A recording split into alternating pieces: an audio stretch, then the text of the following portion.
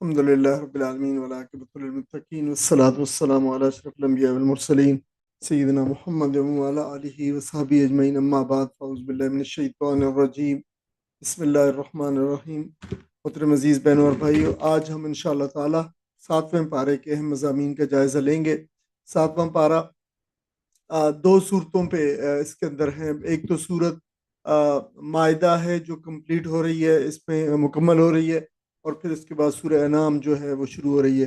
تو اگر اس کو آپ مضمون، اس پارے کو عنوان دینا چاہیں تو ہم کہہ سکتے ہیں کہ جو تکمیل شریعت کا مضمون ہے وہ سورہ مائدہ کے اندر ہے، اور پھر بڑی زبردست کمپریہنسو دعوت توحید ہے اگلے سورت انعام کے اندر۔ اس کے جو مضامین ہیں، مرکزی پیغام ہے پارے کا، آپ وہ کہہ سکتے ہیں کہ شریعت کے احکام کی تکمیل ہے اس کے اندر، اہل کتاب سے خطاب ہے، توحید کی بڑی مضبوط دعوت اور شرک کا ابطال، ریفیوٹ کیا گیا ہے شرک کو، عہد و میثاق کی یاد دہانی کروائی گئی ہے، جیسے کہ سورت انعام ہے، اس کا نام بھی سورہ عہد ہے۔ انذار اور تحدید کا غالب رنگ ہے سورہ انعام کے اندر، اور رسولوں کی دعوت کا تسلسل، اور اس امت کی ذمہ داری ہے دعوت کے پیغام کے حوالے سے۔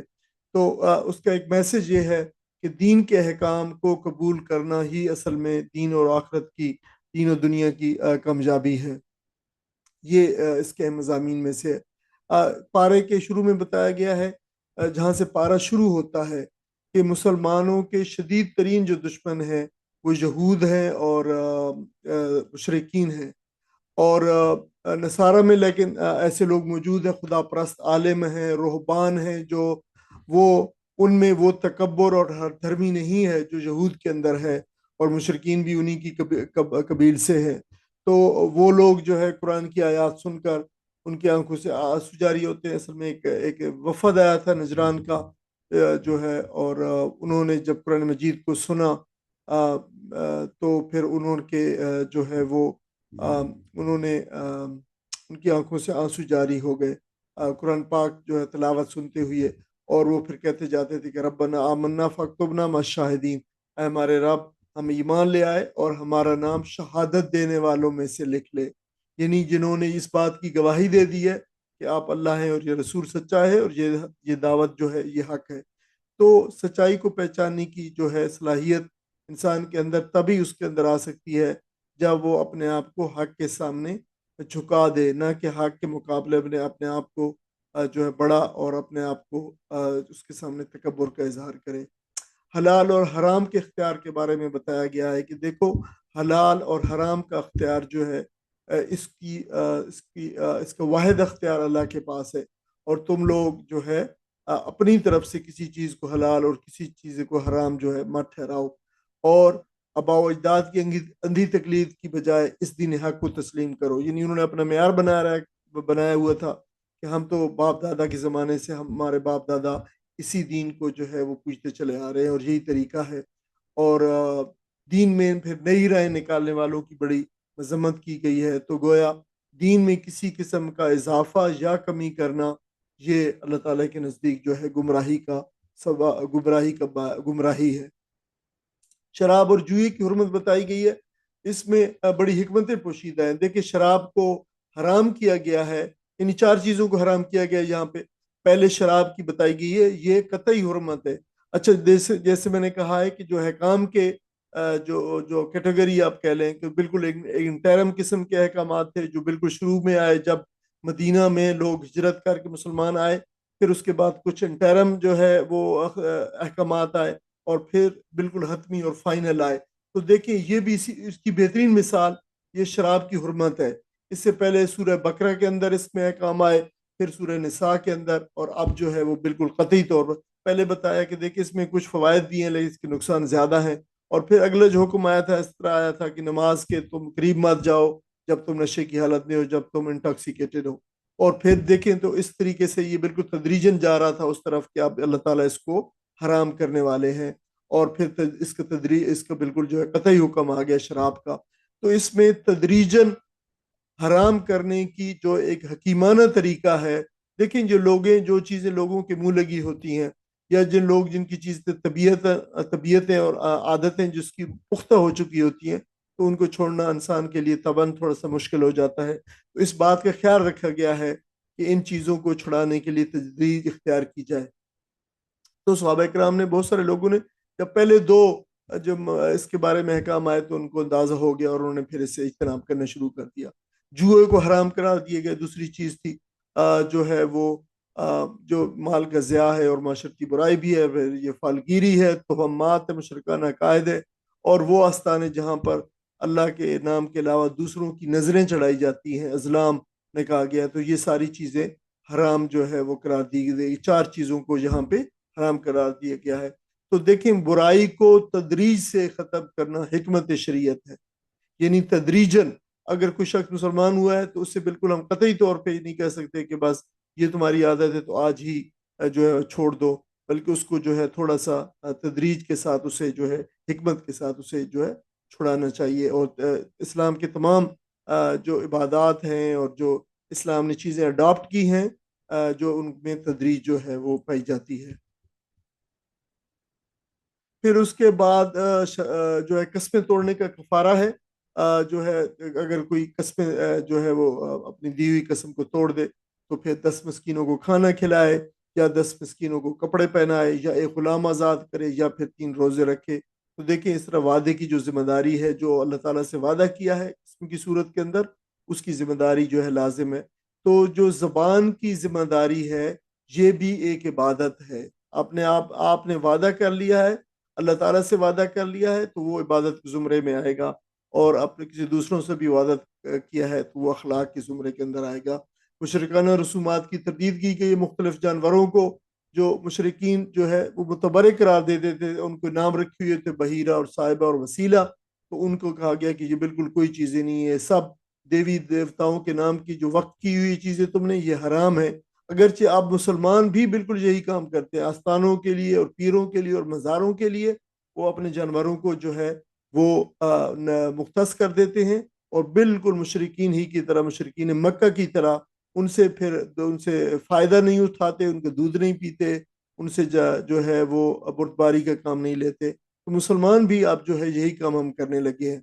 تو وہاں ان کو بھی بتایا گیا ساتھ ساتھ کہ آباء و اجداد کی اندھی تقلید کی بجائے یہ دین حق ہے، یہ وہم اور توہم پرستی پہ مبنی نہیں ہے، بلکہ یہ حقیقت ہے.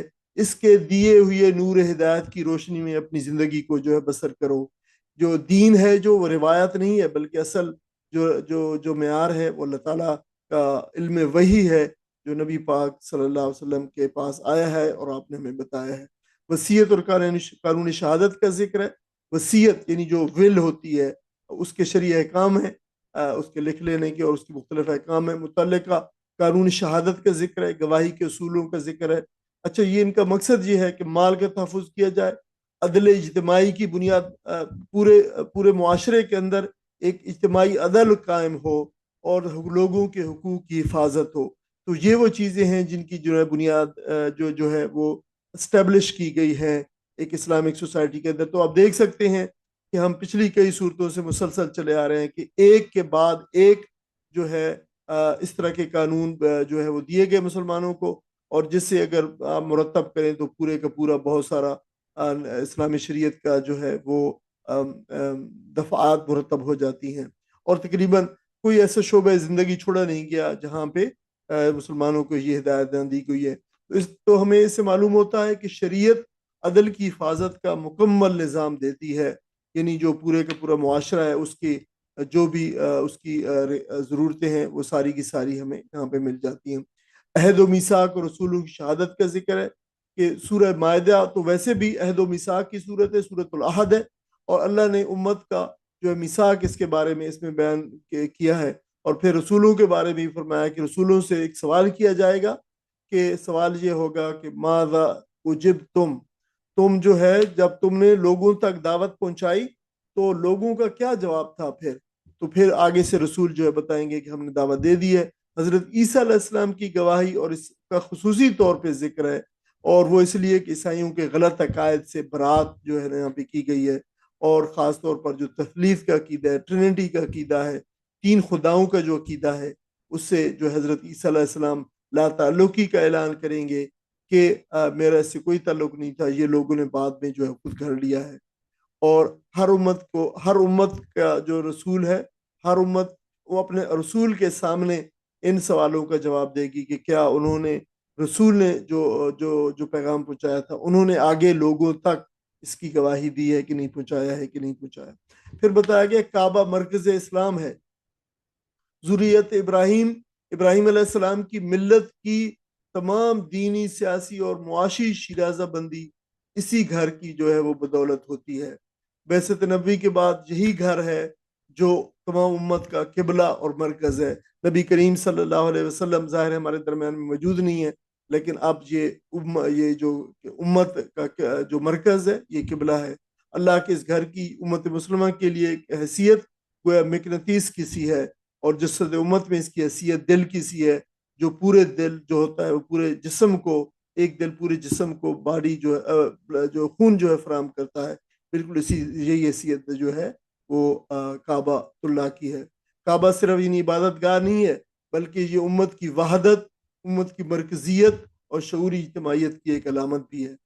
پھر آگے سورہ انعام شروع ہوتی ہے، یہ مکی صورت ہے، مشرکین عرب کو توحید کی دعوت دی گئی ہے، لیکن آپ دیکھیں گے کہ آپ سب سے بہترین دعوت توحید دیکھ سکتے ہیں، بڑا آپ کہہ لیں کہ کمپریہنسولی، بہت تفصیل کے ساتھ تو اس صورت کے اندر جو ہے وہ بیان کی گئی ہے۔ شاید کسی اور دوسری صورت میں اس طریقے سے جو توحید کی اقسام ہیں ان سمیت جو ہے توحید بیان نہیں کی گئی۔ ہم دیکھیں گے کہ اگر آپ تفصیل سے اس کو پھر لازم ہے کہ اس کو تفصیل سے پڑھیں کہ جو توحید کی قسمیں کس طریقے سے اللہ تعالیٰ نے جو ہے وہ مختلف اسالیب سے توحید کو جو ہے یہاں بیان کیا ہے۔ آخری الٹیمیٹم دیا گیا ہے، یہ بالکل آخری زمانے میں نازل ہوئی ہے سورہ انعام، تو بالکل آپ کہہ دیا کہ 12 سال گویا 11-12 سال ہو چکے تھے دعوت کو دیتے ہوئے، کہ بس اب جو ہے اگر تم نے نبی کریم صلی اللہ علیہ وسلم کی دعوت کو قبول نہ کیا تو بعد اس کے بعد پھر ایک ہی چیز باقی رہ جاتی ہے، اور وہ ہے اللہ تعالیٰ کی پکڑ اور اللہ تعالیٰ کا عذاب۔ تو اس بات کی جو دھمکی دی گئی ہے، اور بڑا سخت تنبیہ کا جو ہے اسلوب ہے اس کے اندر۔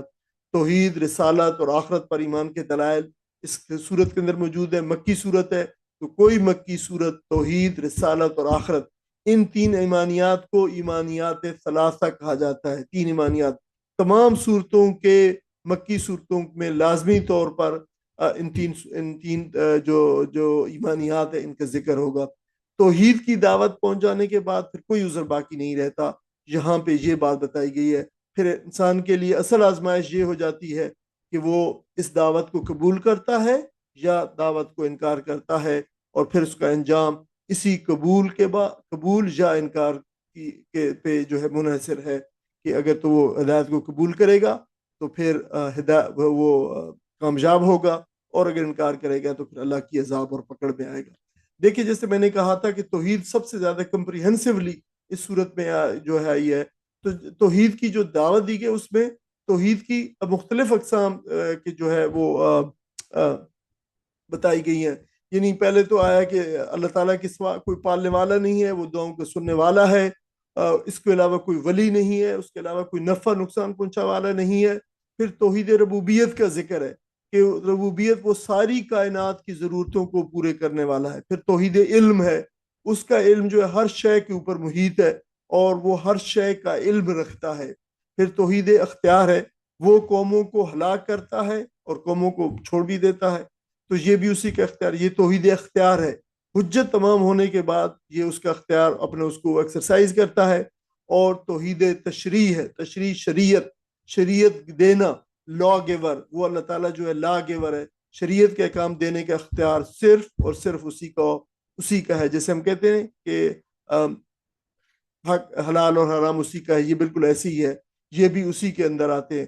توحید پھر رحمت کا ذکر ہے، قیامت کے روز اللہ تعالیٰ لوگوں کو جمع کرے گا اور پھر اپنی رحمت کا مظاہرہ بھی کرے گا اور لوگوں کو بخشے گا۔ ویسے ہی کتب علی نفسہ الرحمہ یہ کہہ کر بتایا گیا ہے، توحید رحمت کا جو ہے وہ کیا گیا ہے، اور جو ہے وہ قوموں کو ہلاک بھی جو اس نے ظالم قوموں کو اس نے ہلاک بھی کیا ہے، جڑ سے اکھاڑ بھی پھینکا ہے، اور وہ لوگوں پہ جو ہے ایسی قوموں پہ پھر جو ہے جو نافرمان اور سرکش ہوتی ہیں عذاب بھی بھیجتا ہے، کسی پہ زلزلہ، کسی پہ سونامی، کسی پہ بارش، اور پھر قوموں کو تمکن بھی عطا کرتا ہے، قوموں کو جو ہے زمین کے اندر ٹھہراؤ اور ان کو پھلنا پھولنا اور ان کو عروج بھی عطا کرتا ہے۔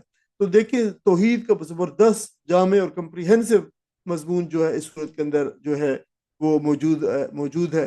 تو یہ ہمیں سبق یہ دیتا ہے کہ توحید زندگی کے ہر گوشے پر محیط ہے، زندگی کے چاہے کوئی بھی گوشہ ہے، اور اس میں کچھ دوسری جو ہے وہ توحید بھی ہے، جیسے توحید حاکمیت ہے، حاکمیت حکم سے ہے۔ توحید حاکمیت کا مطلب یہ ہے کہ حکم دینے کا اختیار صرف اور صرف اللہ کو ہے، ہر حکم اس کا صحیح ہے، ہر حکم اس کا بہترین ہے اور حکمت پر مبنی ہے، اور حلال و حرام کا اختیار بھی اسی کو ہے، قانون سازی کا اختیار بھی اسی کو ہے، شریعت کے نفاذ کا بھی اسی کو حق ہے۔ اور انسان جو ہے یہ وہ بات ہے کہ اللہ تعالیٰ کے سوا کوئی اور قانون ساز نہیں ہے، قانون الہی اور حاکمیت belongs to him alone، جو ہے یہ بات جو ہے یہاں پہ بتائیے گی۔ انبیاء علیہ السلام کی دعوت توحید کا پھر ذکر ہے، دیکھیں توحید اور توحید اور توحید مسلسل جو ہے توحید سے متعلق ہے۔ 18 انبیاء علیہ السلام کا ذکر ہے، ان کا دعوت توحید کا ذکر ہے ان کی۔ یہ سارے کے سارے فرمایا کہ ہدایت یافتہ تھے، یہ سارے صالح تھے اور پاک باز تھے۔ نبی کریم صلی اللہ علیہ وسلم اسی سلسلہ ہدایت کی جو ہے وہ بھی ایک کڑی ہے۔ اور یہ بھی بتایا کہ دیکھو فطرت سلیمہ جو ہوتی ہے وہ اللہ کو پہچاننے میں دیر نہیں لگاتی، یہ بات جو ہے بتائی گئی ہے۔ اور یہ بھی کہا، یعنی اس کا سبق یہ ہے کہ تمام انبیاء علیہ السلام کا ایک ہی پیغام تھا، اور وہ پیغام تھا توحید کا پیغام، اور یہی وہ پیغام ہے جو نبی کریم صلی اللہ علیہ وسلم اب لوگوں کو پہنچا رہے ہیں اس وقت جب قرآن مجید نازل ہو رہا تھا۔ تو آپ کو سلسلہ انبیاء علیہ السلام کی دعوت توحید سے جوڑ دیا گیا، تاکہ لوگوں کو جو ہے آپ جو بھی کامن سینس اور فطرت سلیمہ رکھتا ہے وہ یہ پہچان لے کہ یہ نبی کریم صلی اللہ علیہ وسلم بھی اسی سلسلے کی کڑیوں میں سے ایک آخری کڑی ہے۔ توحید کا ایک زندہ و جاوید کلمہ ہے اور ایک سلوگن ہے اور ایک نعرہ ہے، اور وہ جو ہے نعرہ تو میں اس لیے اپنی اس میں کہہ رہا ہوں، یہ کوئی نعرہ نہیں ہے، قرآن مجید کی آیت کریمہ ہے اور بڑی زبردست آیت کریمہ ہے۔ انی وجہت وجہی للذی فطر السماوات والارض حنیفا وما انا من المشرکین۔ یہ حضرت ابراہیم علیہ السلام کا سلوگن ہے، یہ آپ نے اس کو بلند کیا ہے اس کو، اور یہ پوری پھر ملت ابراہیم کا ایک جامع ترین کلمہ ہے۔ اور میں نے اپنی تمام چیزوں سے جو ہے رخ موڑ کر ایک اللہ تعالیٰ کی طرف اپنا رخ کر دیا ہے، جو زمین و آسمان کو پیدا کرنے والا ہے، اور حنیف ہو کر، یعنی بالکل یکسو ہو کر، میں ہر چیز سے کاٹ کر اللہ تعالیٰ کی طرف جو میں نے رخ موڑ دیا ہے، اور میں شرک کرنے والوں میں سے نہیں ہوں۔ تو یہ بڑی عظیم دعا ہے، آپ اس کو لازمی طور پر یاد کیا کریں اور پڑھا کریں۔ اور بلکہ حدیث پاک میں آتا بھی ہے کہ نبی کریم صلی اللہ علیہ وسلم نماز کے شروع کے اندر جو ہے اس کو پڑھنے کی تاکید بھی ہے۔ بعض لوگ جو ہے تکبیر تحریمہ کے بعد پڑھتے ہیں، اور تکبیر تحریمہ سے پہلے بھی اس کو جو ہے وہ پڑھا جاتا ہے، دونوں جگہ پہ صحیح ہے۔ تو بہت عظیم دعا ہے اور عظیم ڈکلریشن ہے، اپنے آپ کو اللہ تعالیٰ کی طرف جو ہے اللہ تعالیٰ کے سامنے بچھا دینا، جھکا دینا، اس کی طرف رجوع کرنے میں بڑا زبردست کلمہ اظہار ہے یہ۔ تو اس سے پتہ چلتا ہے کہ دیکھیں جو ایمان ہے وہ صرف زبانی دعویٰ نہیں ہے، بلکہ اپنی زندگی کا پورا رخ، زندگی کے تمام جہتیں جو ہے وہ اللہ تعالیٰ کی طرف جو ہے موڑ دینا، اور یہ ہے ملت ابراہیم کی اصل روح، اور یہ ہے ابراہیم علیہ السلام کا اصل اسوہ۔ تو یہ دیکھیں نبی کریم صلی اللہ علیہ وسلم کو بھی یہ بہت پسند تھا یہ، اور آپ جب بھی اس میں بھی جب قربانی کرتے تھے تب بھی آپ اس کو، اور جب نماز پڑھتے تھے تب بھی آپ اس کو جو ہے دہراتے تھے۔ عذاب الہی کی تدریجی مراحل کے بتایا گیا، اور یہ اس بات کے جواب ہے سوال کا کہ کہتے تھے کہ یہ عذاب کیوں نہیں آتا، نبی کریم صلی اللہ علیہ وسلم سے بار بار پوچھا جاتا تھا۔ تو اس عذاب کے مطالبے کا یہ ایک منطقی جواب ہے کہ دیکھو اگر اللہ تعالیٰ تم پر کوئی عذاب زمین سے یا آسمان سے زلزلے، طوفان اور سیلاب کی صورت میں بھیج دے تو کوئی اس کا ہاتھ پکڑنے والا نہیں ہے۔ اور دیکھو کہ تم کتنے قادر ہو اس بات سے کہ آپ نے آپ کو کسی زلزلے سے بچاؤ، کسی سونامی سے بچاؤ، کسی طوفان سے بچاؤ، تو کوئی ہے جو تمہیں بچائے تمہیں، یا تمہاری سماعتیں اور بصارتیں اگر وہ چھین لے تو کوئی ہے جو تم کو لوٹائے۔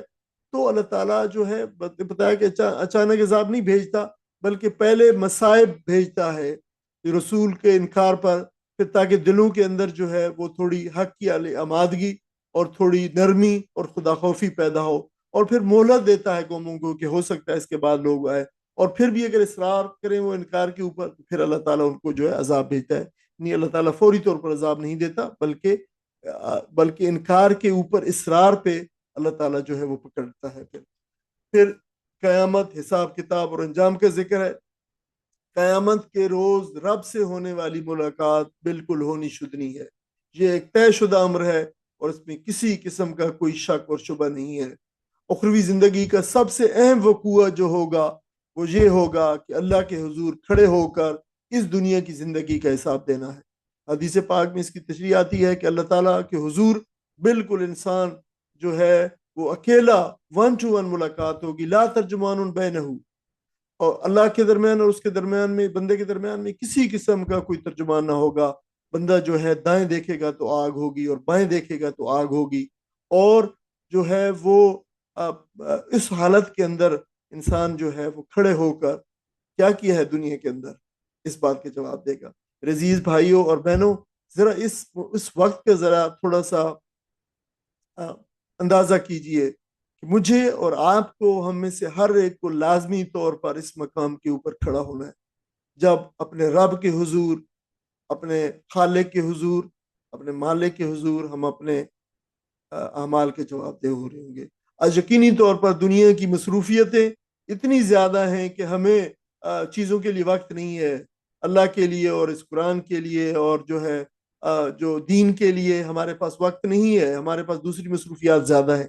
لیکن یہ دیکھیں، آپ قبرستان میں جا کر دیکھیں، یہ سارے لوگوں کی بڑی مصروفیات ہوا کرتی تھیں جو آج سو رہے ہیں قبروں کے اندر، اور ان کے پاس کوئی وقت نہیں ہے کہ وہ واپس جا کر دنیا کے اندر اس دین کے لیے اور اللہ کے لیے اور رسول کے لیے اور جس کاموں کے اندر جو ہے اس نے کہا ہے وقت لگانے کو، وہ اس کے لیے وقت لگا سکے.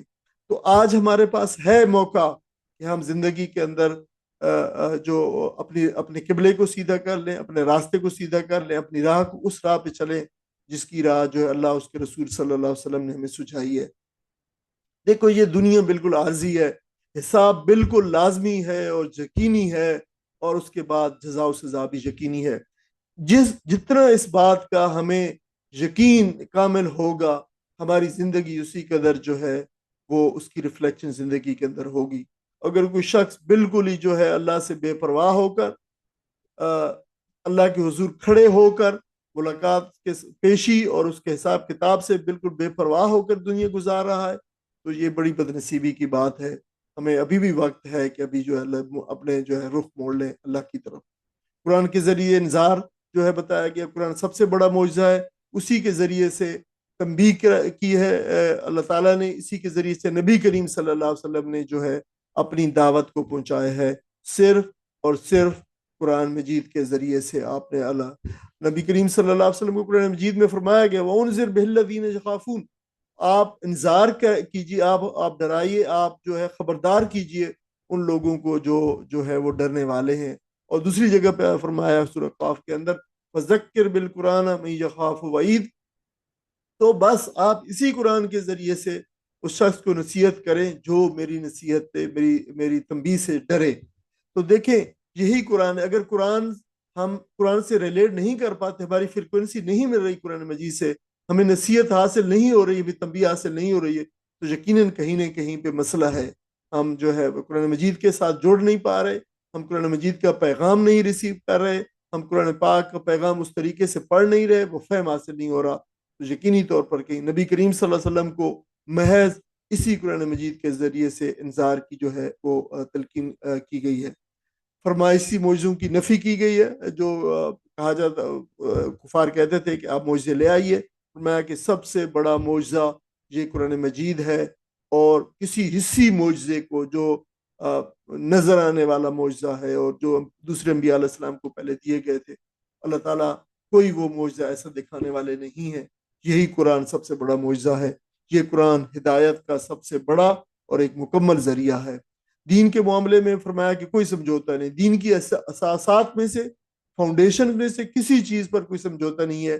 یہ آپ کو حکم دیا کہ آپ اعلان کر دیجئے کہ مجھے اس بات کا پابند کر دیا گیا ہے کہ میں اپنے رب کے سوا کسی اور کی بندگی نہ کروں. یہ بندگی کا مکمل ایک تصور ہے جو پوری زندگی پہ محیط ہے، اور میری زندگی کا ہر لمحہ اور میرے رویے کا ہر پہلو اور میرے فیصلے کا ہر گوشہ اور میرے اختیار کا ہر فیصلہ اللہ تعالیٰ کی بندگی کے سائے میں ہو، اور کہیں بھی اس کا اختیار اور اس کی بڑائی اور اس کی عظمت جو ہے وہ اس کی حاکمیت سے تجاوز کرنے کا کوئی شائبہ بھی کہیں نہ پایا جائے. یعنی زندگی کا ہر گوشہ اللہ کا مطیع ہو، کوئی جزوی اسلام جو قبول نہیں ہے، کوئی 99% نہیں، 100% جو ہے. اور لوگ جتنی بھی باتیں کریں ان کے باتوں کی اور سزا کی کوئی پرواہ نہ کریں. نبی کریم صلی اللہ علیہ وسلم کو جو حکم دیا گیا، یعنی بندگی صرف عبادات نہیں ہے جسے بہت سارے لوگ سمجھتے ہیں کہ نماز، روزہ، حج، زکوٰۃ جو ہے یہ پورا اسلام ہے. یہ نہیں، بلکہ مکمل اللہ تعالیٰ کی یہ بات، زندگی کے تمام شعبوں کے اندر اللہ تعالیٰ کی اطاعت، یہ جو ہے اللہ تعالیٰ کی بندگی کے اندر شامل ہے. دنیا کی حقیقت اور بتایا گیا ہے.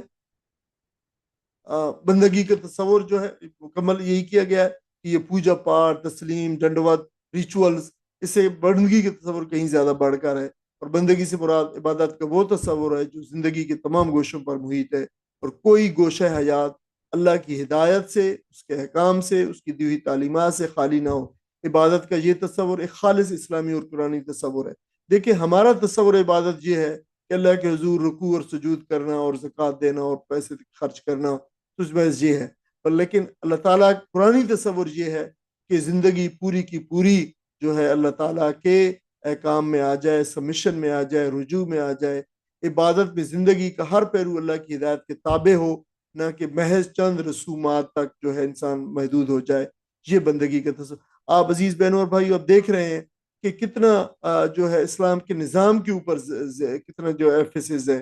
اللہ تعالیٰ پوری زندگی کو اللہ تعالیٰ کی عبادت میں اور بندگی میں اور اس کی اطاعت میں لے آنے کا جو تصور ہے، تو دیکھیں زندگی پوری کی پوری اسلامی نظام جو اللہ تعالیٰ نے بتایا اس کے تحت ہونے کا یہ تصور جو ہے، یہ مسلسل پانچویں صورت ہے، چوتھی پانچویں صورت ہے جس میں مکمل یہ نظام کی صورت جو ہے موجود ہے. پھر مرکزی کا اگر ہم دوبارہ پارے کے مرکزی پیغام دیکھیں تو اس کا خلاصہ یہ ہے کہ شریعت کے احکام کی تکمیل کی گئی ہے. اہل کتاب سے خطاب کیا گیا ہے. توحید کی بڑی مضبوط اور کمپریہنسو دعوت دی گئی ہے. شرک کا ابطال کیا گیا ہے، باطل اس کو ٹھہرایا گیا، ریفیوٹ کیا گیا ہے. عہد و میثاق کی یاد دہانی کروائی گئی ہے. انذار اور تحدید کا رنگ جو ہے اس میں غالب ہے.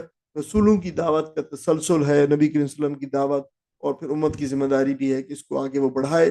اور یہ بھی کہ دین کے احکام قبول کرنا ہی اصل کامیابی ہے. جو اس سے موڑے گا، دین کے احکام سے اپنے منہ موڑے گا، تو دراصل وہ ناکامی اور جو ہے وہ اخروی ناکامی بھی ہے اور دنیا کی ناکامی بھی ہے. اللہ تعالیٰ سے دعا ہے کہ اللہ تعالیٰ ہمیں اسلام کے ان احکامات پر چلنے کی توفیق عطا فرمائے، اور اسلام کا اس جو مکمل نظام ہے اس کے اندر اپنے آپ کو اس کے سامنے سر تسلیم خم کرنے کی، اس کی اقامت کی اور اس کی اقامت کے لیے جدوجہد کرنے کی توفیق عطا فرمائے. آمین. وآخر دعوانا الحمدللہ رب العالمین. جزاکم اللہ خیر.